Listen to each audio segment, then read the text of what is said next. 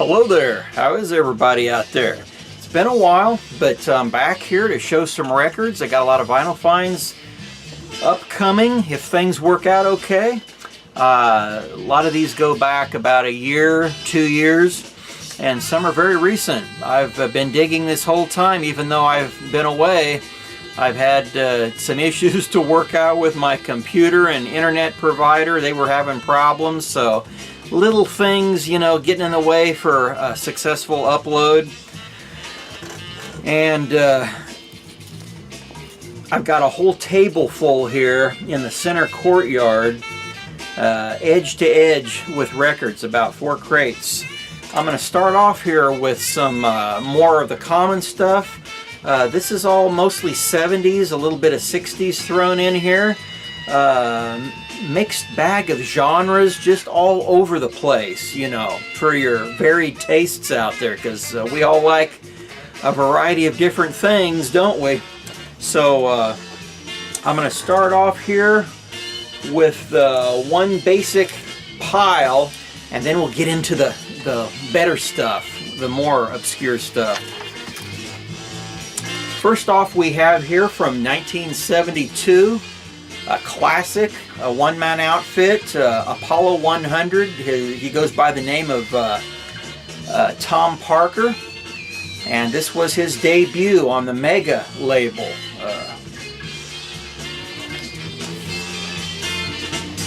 In 72, they had a big hit, or he had a big hit called Joy.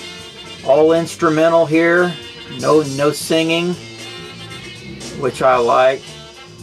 Yeah, very upbeat, energetic pop music here. He puts a modern twist on all these old classics. He does a great job. Let's see, Exercise in A minor is a favorite of mine. Let's see, what else? Enjoy. There's some liner notes for you to read.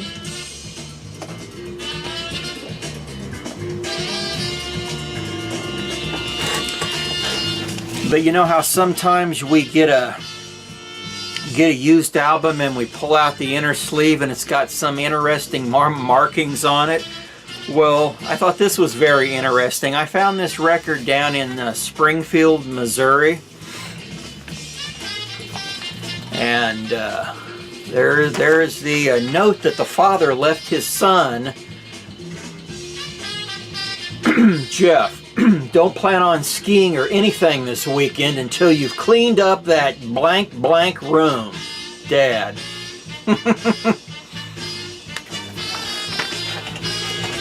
Kind of creepy when I first saw it because of the name Jeff on there. I thought, huh. But yeah. And, oh, I wanted to show you the Mega label. The Mega label's really a cool label. I love it.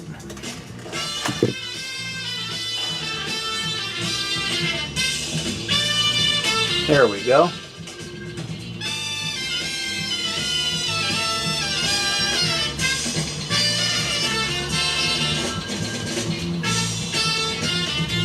I like that building on there.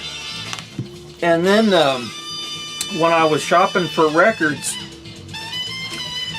this one here is one I don't think I've showed before, but I was shopping inside of Earwax Records.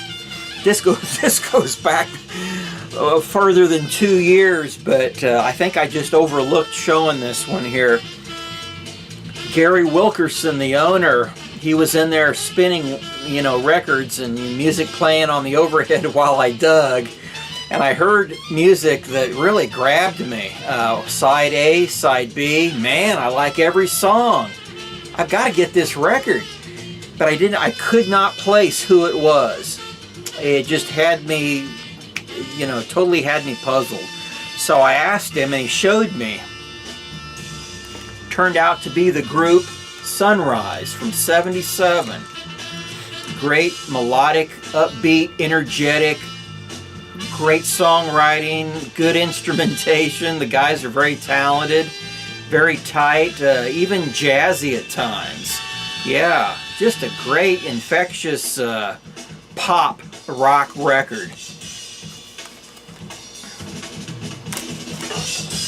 And every single song I like. There's about 3 or 4 that edge the rest of them out, but they're all great. Not really any duds on here, so it was worth the $3 or so I paid for it.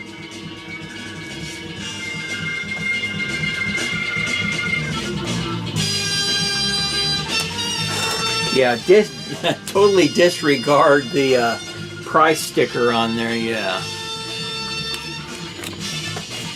And this was on Buddha Records. It was a promo radio station copy.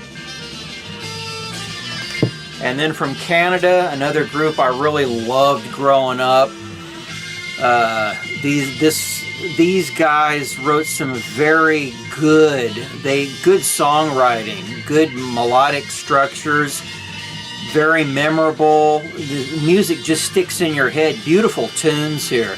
Somewhat melancholic, wistful, you know, they're dreamy, light, breezy, just, you know, beautiful.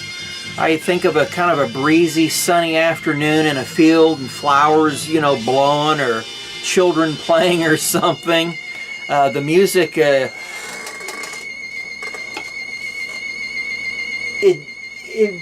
for the most part, just recalls summertime, spring or summer for me. Yeah, Larry Avoy, vocals and drums, Roger Ellis, vocals, guitars, and Paul Weldon, keyboards.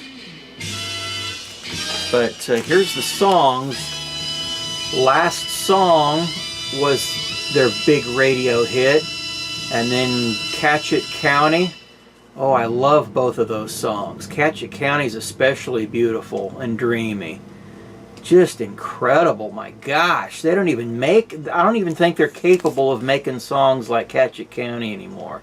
It's magical. And let's see, there's the other songs. Yeah, Fly Across the Sea and Masquerade, I think, were other radio hits of theirs. And there's the band.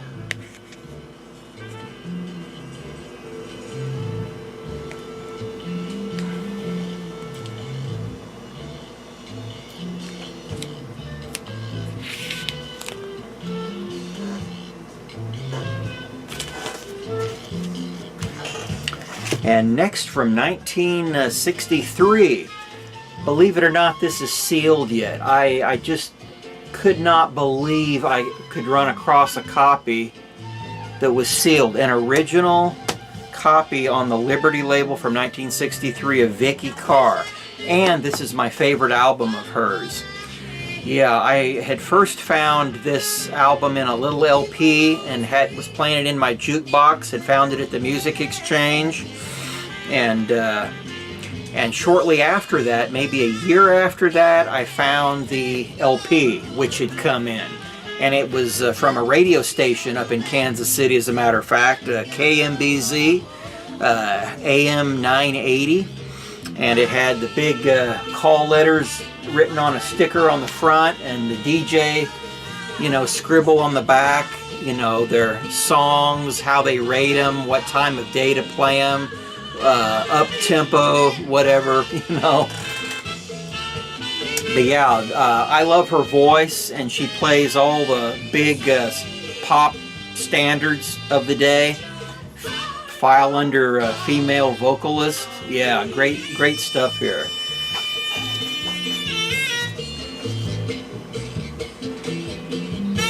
I think she was born in July of '41.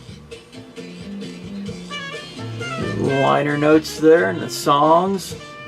Just, the album is just great all the way through. I would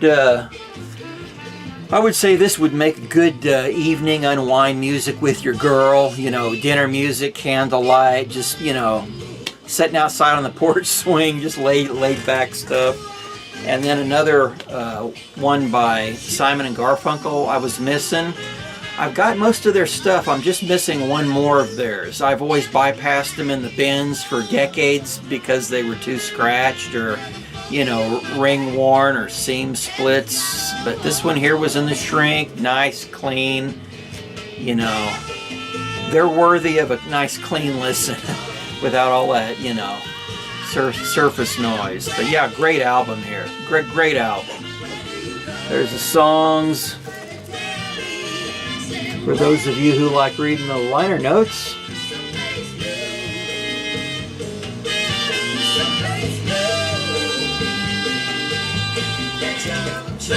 Trying to get to.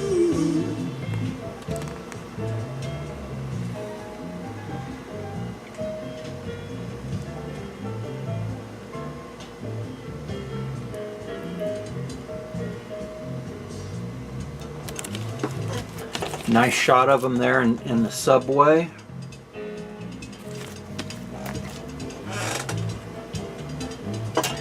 And next we have here from 1967 a group called the Marquettes. They put out a whole bunch of albums just like the Ventures. Very similar sound-alike group. All instrumentalist music, no vocals. And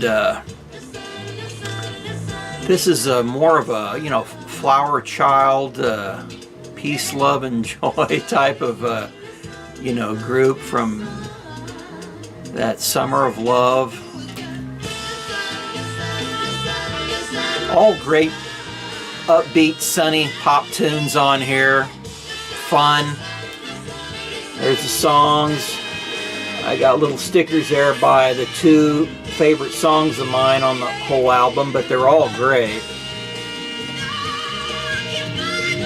I found this record down in Springfield, Missouri. And it's on the World Pacific label, which is a division of Liberty Records.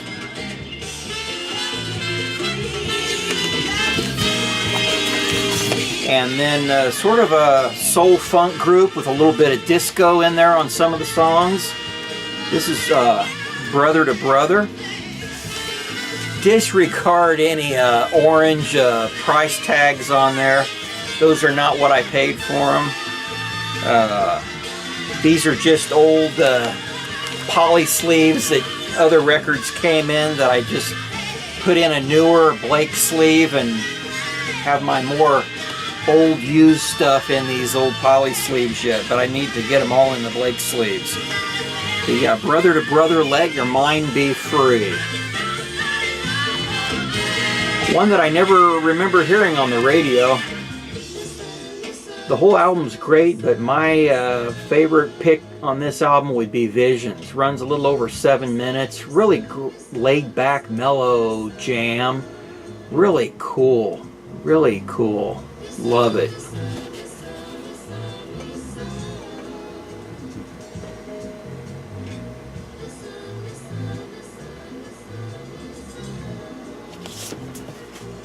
And it's on the Turbo label.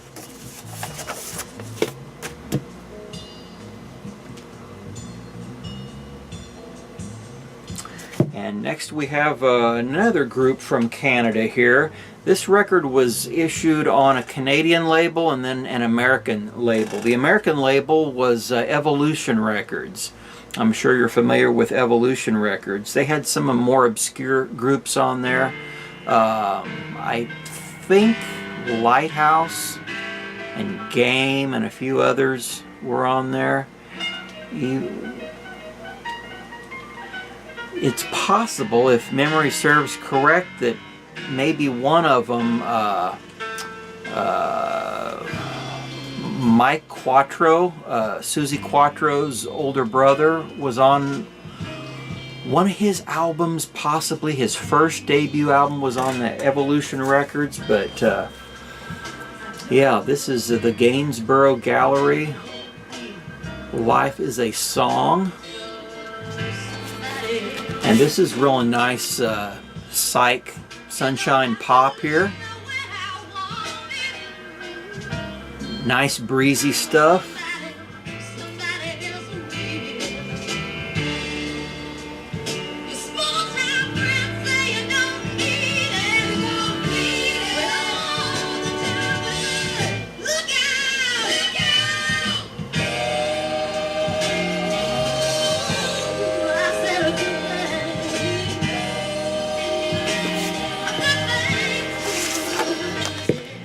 So this is the Evolution label. And then another great band I really love. I always remember hearing Wildflower on the radio. Got a lot of radio play back in the day. Yep, found a really clean copy. This is self-titled, this one here, and I think both of their albums released back-to-back were from 73. This one may be from 72, late 72 probably. But yeah, there's the band. They make a really nice psychedelic music here, kind of dreamy, futuristic, spacey. Synthesizers in there, Moog, great guitars, very soulful.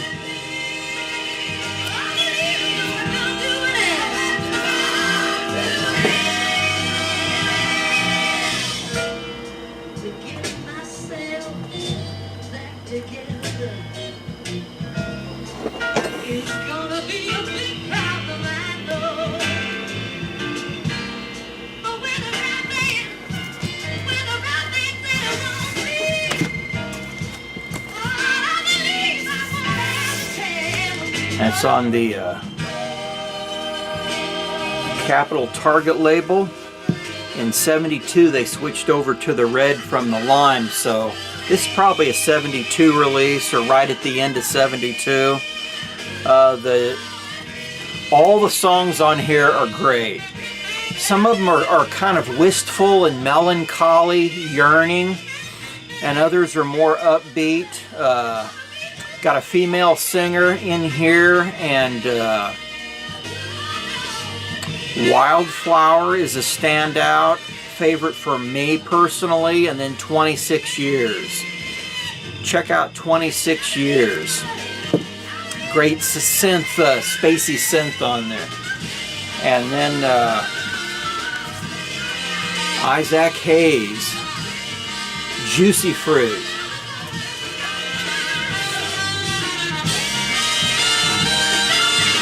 Yeah, here he goes a little disco-fied here. Fun stuff.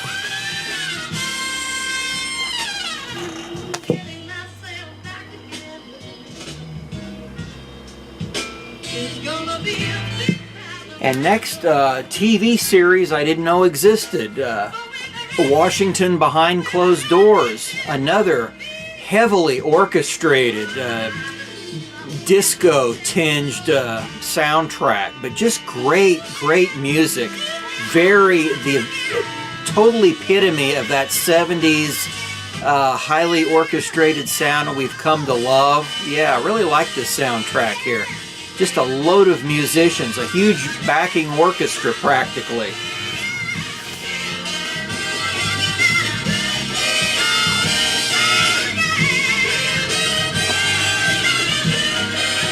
Yeah, this TV series ran, I think, in 76.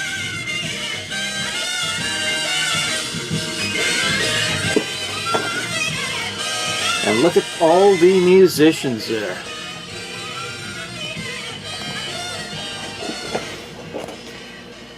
Oh, man, I can't. There we go.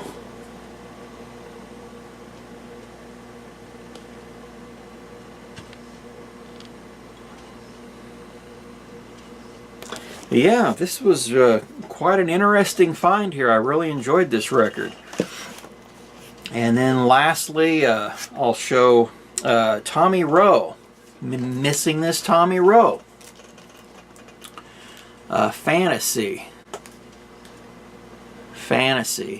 He was a singer of, nice, light, psychedelic pop songs in the day, in the 60s into the early 70s. He had the big hit Dizzy from 69 and Sweet Pea, Hooray for Hazel, you know, Jam Up and Jelly Tight.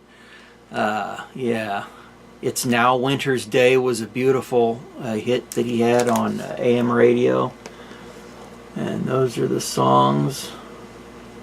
Someone wrote July 30th or 31st, 1969. Yeah. But yeah, I like all his stuff. All his stuff.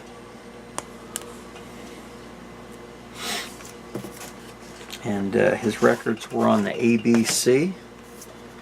ABC Records label. So that wraps it up here. 20 minutes. That's a good stopping time. See you on the next one, folks. Take care.